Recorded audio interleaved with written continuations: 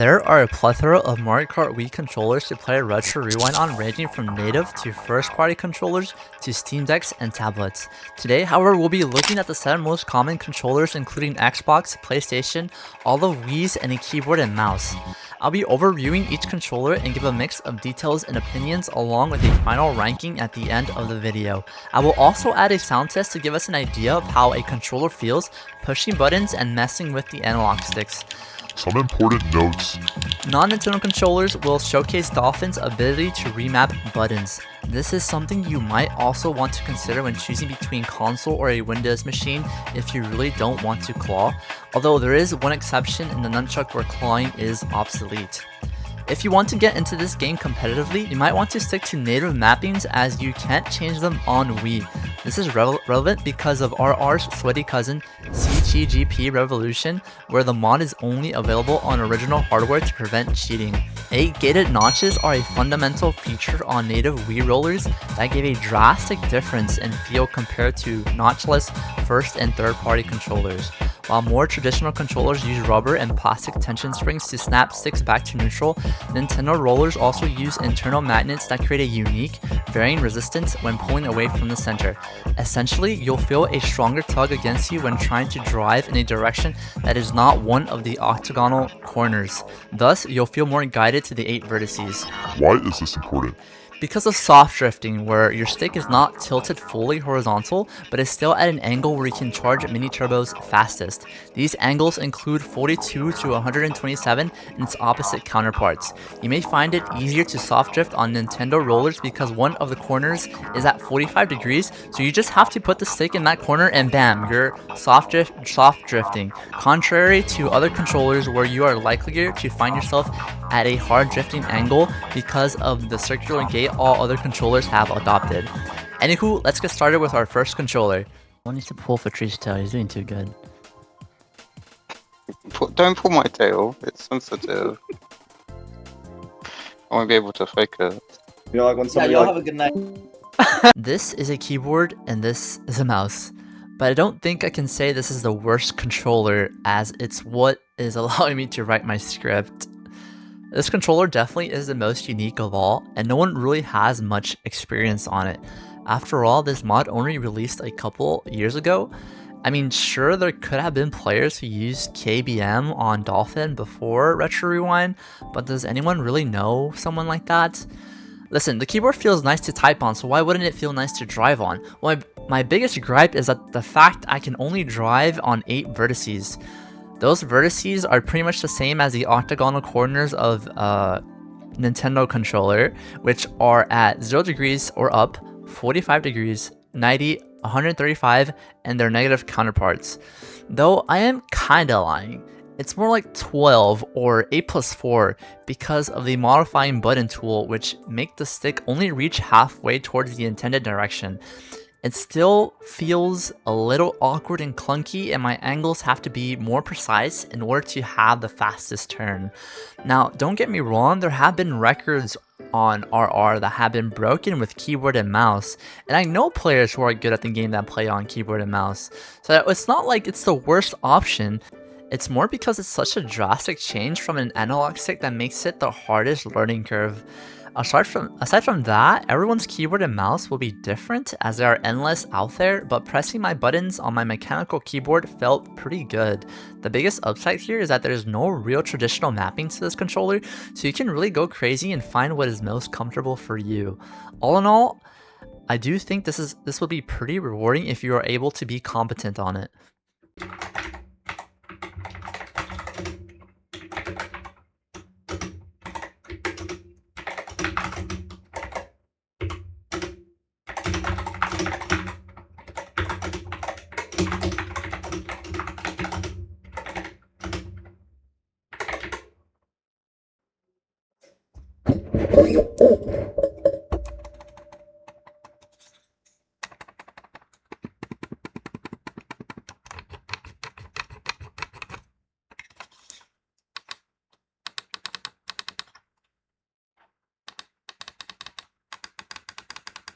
Dude with double XP in there. Let's move.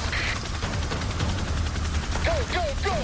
Get as much as you can so you can rank up faster. This is the heftiest controller to hold, coming in at around 280 grams or 0.6 pounds approximately. For context, our lightest controller, the Classic Controller Pro, comes in at about 137 grams or about 0.3 pounds. This is absolutely something you want to consider if you like a bit of gravity against your palms. The bumpers feel nice, clicky, and responsive, which make it perfect to chain drift with. The triggers feel smooth and satisfying as well. The face buttons are pretty much just face buttons. They're slightly curved along the controller. It has this texture along the back for keeping your grip if your hands ever get sweaty. These thumbsticks are most similar to the Nunchuck in its height and width, although the Nunchuck sticks are still slightly taller. The shape of the Xbox stick is concave with an outer rubber texture so your thumb sits in and on the inner circle. Finally, it features a contiguous face-plated D-pad, which I personally aren't the biggest fan of, especially if you claw and use the D-pad for tricks. However, I found that inputs were still consistent, so there isn't much of an issue mechanically, if any at all.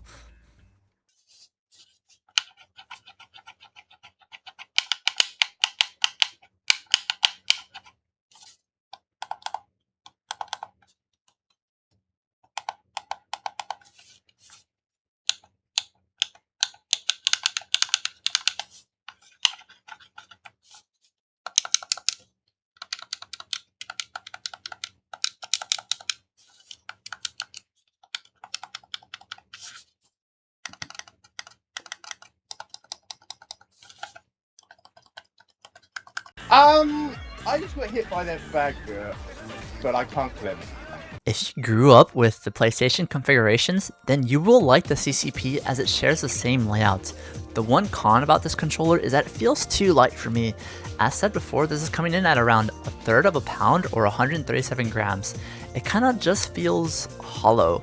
It's not the biggest issue though. In fact, some players might enjoy it more the same way players enjoy lighter or heavier mouses. This roller attaches to your Wiimote identical to the Nunchuck, so you are tied to batteries unless you have a GCN to Chuck adapter to plug into the Wii directly. It features a connected D-pad, digital bumpers, and triggers, so if you don't like analog triggers, this roller might be for you. The buttons themselves are pretty responsive, although the face buttons have a little more click to them than the shoulders. The front faceplate is a glossy plastic with the back just being plastic. The best thing about this controller is that its driving stick has the highest range of motion. Although its notch to notch diagonally measures the same as an Xbox thumbstick's diameter at 19.5mm to 20mm, the CCP stick is just very tall. It's almost as if a Control Freak thumbstick was added on.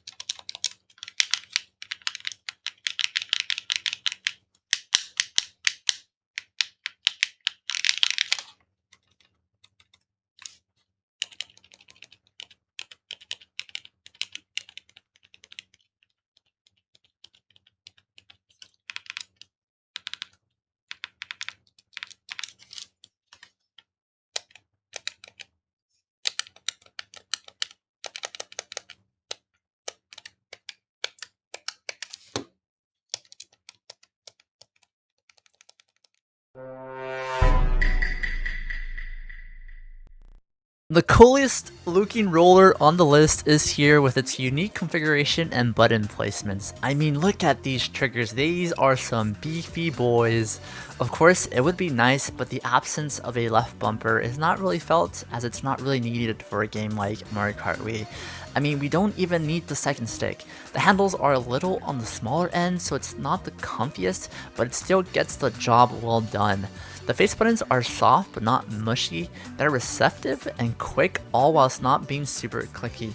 They are perfect and make it the best face buttons from this whole list. Of course, the GCN is famous for Smash, so there are endless modding options out there if you do want a bit more of a clicky response.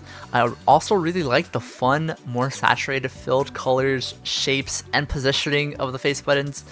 The C-Stick I can't really say anything on since it's not really used in this game. However, remappings are available if you are on Dolphin. The analog triggers feel tactile and really nice with how they sit on your fingers. To be honest, I cut my trigger screens to be shorter, therefore I have less resistance, so I don't really remember exactly how the original resistance was, but I remember enough to confidently say it was suitable for the average player. The Z button most resembles a mouse click. And finally we have the driving stick and the D-pad. If only they were swapped, it would make this a near perfect controller. What I mean is that the biggest issue is you can't claw like the CCP. You can claw, but you either have to swap driving and wheeling with your thumb, drive with your index finger, or whatever the hell this is. Now, there are top players at a top level that play with this roller no problem, so if you really want to, this is more than viable for Retro Rewind. It just has the greatest growing pains. Otherwise, the thumbstick sits nice on your thumb with its grooved rubber layer. Positioning wise, your thumb will be angled pretty much the same as a nunchuck. This stick also feels the least roomy with its shorter height, although it's worth noting that this has the most resistance of all the sticks listed in this video, and most likely outside this video too. Finally, the D-pad is small and uniform, so there will be some trick input inconsistencies when learning this controller.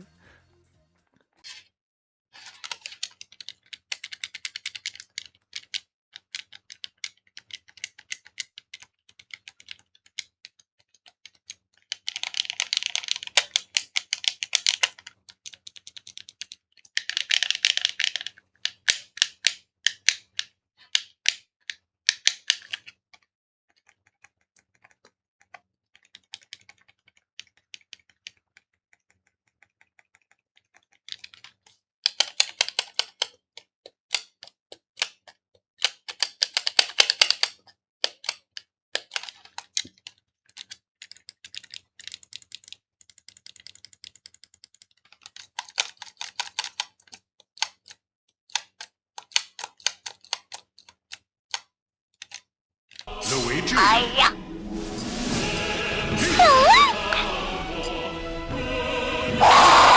I'm using motion controls.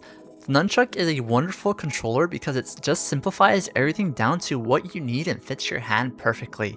There's no weird layout, technically, no clawing, and no need for a D-pad. Yes, that's right, flick up to wheelie along with the rest of the cardinal directions to trick.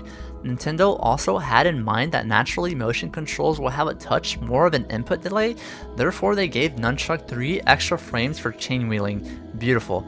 Okay, I can see how players would be turned off like this, as it's not your traditional controller, but if you give this a shot, I think it's well worth it. I personally started playing MK Wii on Dolphin and found my skills translated easiest and fastest with the Nunchuck, as weird as that may sound. I think it's because driving feels buttery smooth with the tall Nunchuck stick, but more importantly, the positioning and reach I have as my thumb lays directly above the stick, giving me more control. There's a big A button on the Wiimote, and we can all guess correctly what that does. There's a big curved B button on the back of the Wiimote, and we can all guess correctly what that does. Finally, there's the 2 C and Z digital buttons on top of the Nunchuck for looking back and using items. This is a small caveat to the simplicity where you may choose to have 2 fingers each assigned to C and Z, or you can just use 1 finger for both buttons, where you can still comfortably press at the same time or switch at your disclosure. You'll need batteries. The strap feels safe.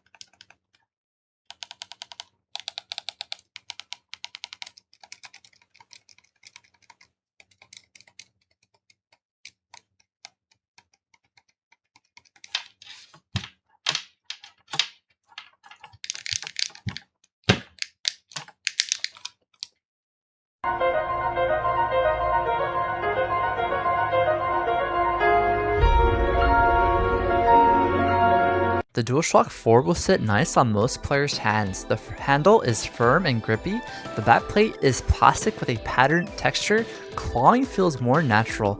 The triggers are analog and have this curved shape to them similar to the Wiimote's B button so your fingers don't slip off. The bumpers are digital, almost identical to the feel of CCP's bumpers, though DS4's feel a touch more mechanical in a sense if we're trying to be super exact about things. The D-pad is the largest of all listed today and are separated, which would make it the best D-pad of all rollers today. The face buttons work as intended, kind of a mixed feel between Xbox's face buttons and CCP's. The driving stick is on the shorter end and wider like the GCN, but of course has a completely different feel due to the lack of notches and wider gate from which we previously talked about in the intro. It does have a touchscreen, although not really suitable to map an input to it. The touchscreen is clickable though, so perhaps that could be of use. I don't really utilize it, but it is a cool gimmick that made the controller unique in having the most standard of standard layouts.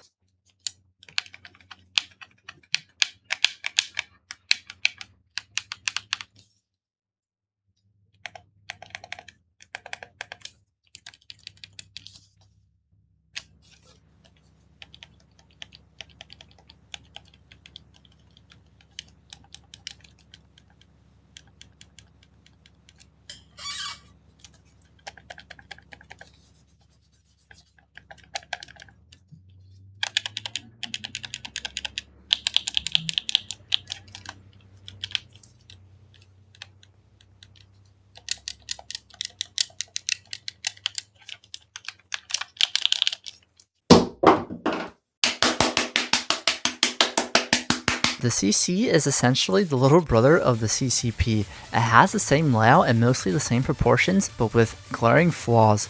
The worst part about the controller is the absence of handles. There's literally nothing to grip while playing, and it makes the roller really unstable on an input to input basis. Now, this is all to say that there is a workaround in clip-ons.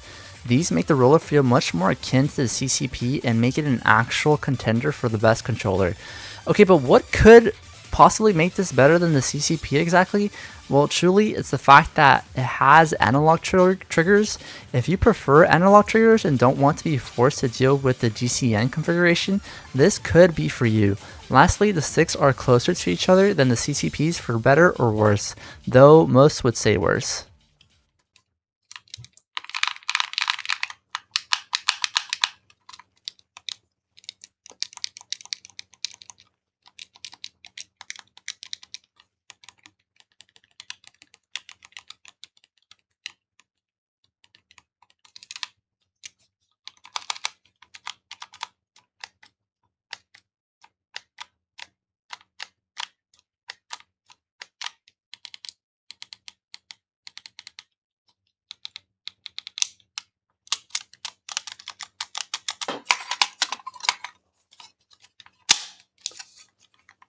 Alright, gentle ladies and men, it is time for our Power rankings.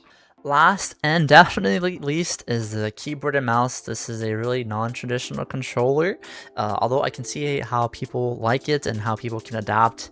I think if you really don't have the money to spend on a controller at the moment, then this is a fine option, but I would definitely think you would want this to be temporary. Coming up next is the Xbox controller. Again, this is a heftiest controller. You're going to need some batteries.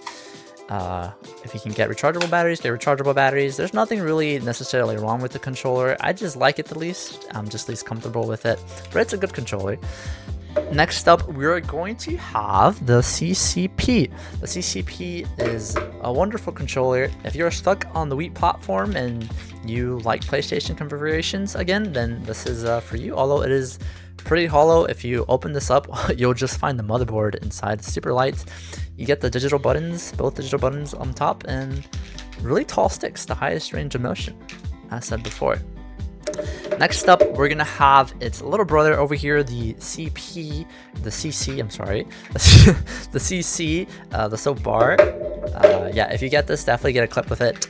You do not want to play this without a clip. Look at this; it's just so unstable. Like how. Next up, we're gonna have the click. There you go. We're gonna have the GameCube controller. This is a pretty good controller. It's super cool, super unique. It is definitely a bit harder to learn though than the rest of this lineup. It's a bit more weighty. It's got that rumble motor inside for vibrations and whatnot. It feels so nice. The triggers feel so nice as well. Look at those babies. I got the white Japan one. It's got an extended, much longer cable than the original, and it's white. But you can see it's not as white. Definitely has a little bit of decoloration. I assume because the previous owner was in a really humid area. Second best, and probably best if you are on the Wii platform only. If you're stuck with the Wii platform, then you have to give it to the Nunchuck here. The Nunchuck is really nice. It's so free. You feel so free on this. Of course, you can put the strap on if you like. The index finger rests nicely on the B button here. Of course, your thumb is right on top of the stick, so you have so much control. Like, look how much my thumb extends. Look how much my thumb can extend. So you got these 2 buttons here. You literally have 1, 2, 3, 4 buttons. The stick and motion controls. Like, how much? It doesn't get any more simpler than that. It's a bit non-traditional, but still, I would say this is the best Wii only controller. Second best overall still, though. Second best overall. We have the DualShock 4 controller. This is my favorite, the best one. Oh my gosh, I kind of hinted at it during the video, but this guy is what I started off with, playing Mario Kart Wii. Well, I played Mario Kart Wii when I was younger, but I mean, I didn't really play it competitively or extensively until like 2024, which is a couple of years ago now. And this is what I started with. It feels so nice on the hand. I claw both sides, but I don't use the D-pad. I use my left bumper to wheelie. Yeah, let me just tell you guys my configuration. Left bumper to wheelie, right trigger to accelerate. Of course, right bumper to drift. X is my item. Square is rear view mirror. The flick of the right analog sticks is my direction, so left is left trick, down is down trick, right is right trick. But of course, L1 or left bumper here is my wheelie or up trick. And that's pretty much it. That's my configuration. Thank you so much for watching. Of course, everyone has their own preferences. These are just my own. All these controllers are viable to play with. If you enjoyed, please leave a like, comment, subscribe, and hype the video. I really like to know your thoughts down below. In particular, what rankings you would give these controllers, or if you have any other controllers. Like in the intro of the video, I mentioned tablets or Steam Decks. Please let me know. I'm super curious. Otherwise, thank you guys so much for watching. I'll see y'all later. Ladies and gentlemen, you will not believe it. I've just been informed of a new controller out for Mario Kart Wii specifically. All the Discord servers are talking about it. In fact, I've been sponsored by them to show you guys a new controller. In fact, I think this is going to revolutionize Mario Kart Wii. It's the Wii Wheel!